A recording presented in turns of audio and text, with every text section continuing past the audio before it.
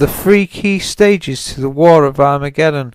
We have seen in the video the three stages of the frog-like spirits before Armageddon.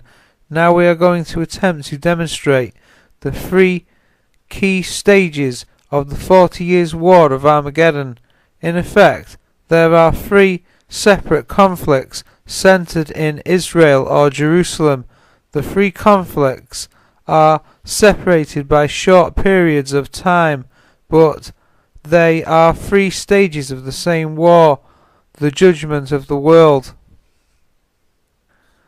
Stage 1 is a war with Israel's nearby neighbours, the very people mentioned in Psalm 83.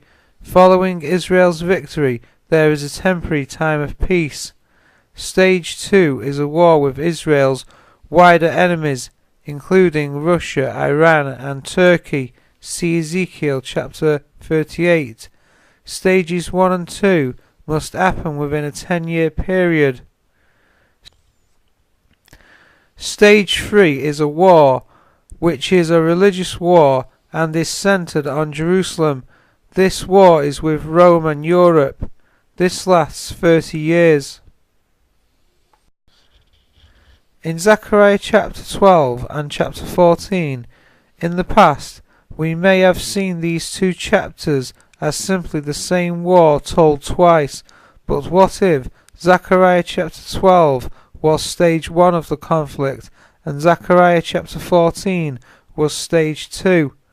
What if Zechariah chapter 12 involved Israel's nearby neighbours and Zechariah chapter 14 involved totally different nations, the outer ring of nations of Russia, Iran and Turkey, etc.? Zechariah chapter 12 and verse 2 says, I will make Jerusalem like an intoxicating drink that makes the nearby nations stagger when they send their armies to Jerusalem and Judah.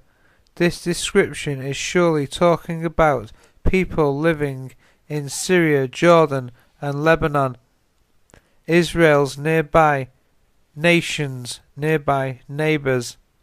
The nearby neighbours send their armies. We cannot call Russia, Iran and Turkey nearby nations. But the destruction of Israel's nearby nations or nearby neighbours is not the final victory. In fact, Israel is greatly weakened at this point despite a peace deal, and the sense of security an encompassing void has opened up in the Middle East.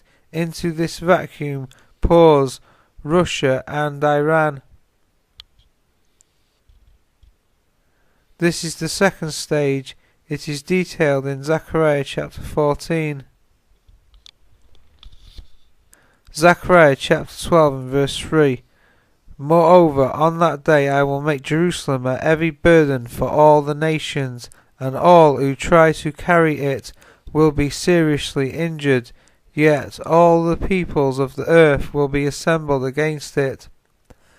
This verse sounds more encompassing, but this is speaking of the broader second stage of the conflict. It is saying that Jerusalem will become a heavy burden for the world, and it does of course eventually become this. Please note that there is no specific mention of all the neighbouring nations or people in Zechariah chapter 14. It begins with verse 2, which says, all nations are gathered against Jerusalem. We also note that verse 1 gives the reason for the invasion. Thy spoil shall be divided in the midst of thee. Why are we told that the nations have come to take a spoil? This is surely a reference to Ezekiel chapter 38, verses 11 and 12. I will take a spoil and will take a prey. Whereas in Zechariah chapter 12, Jerusalem survives the onslaught.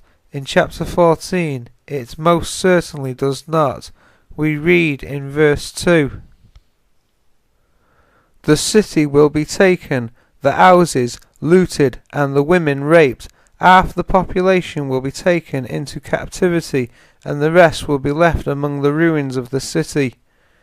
Jerusalem is in ruins. The city has fallen to the invading Russian army.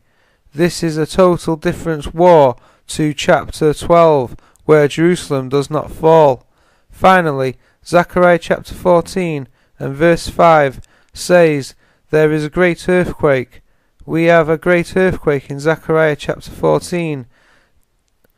This surely also links to the great earthquake of Ezekiel chapter 38, when Russia is destroyed. And then, when this second stage of the judgment is complete, Christ is established as king in Jerusalem. See Zechariah chapter 14 and verse 9. There is of course one last conflict.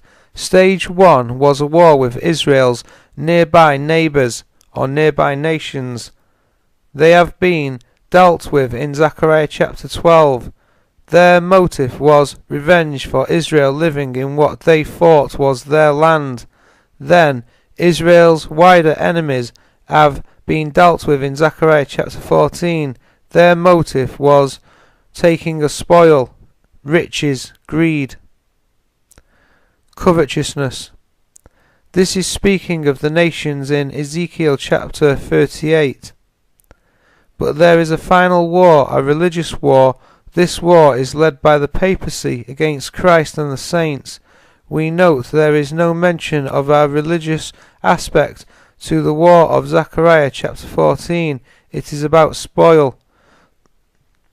The final war is recorded in Revelation chapter 17. Rome joins with Europe, attacks Christ and the saints when they are established in Jerusalem. The false prophet and the beast are destroyed, never to appear again. The kingdom is now at peace.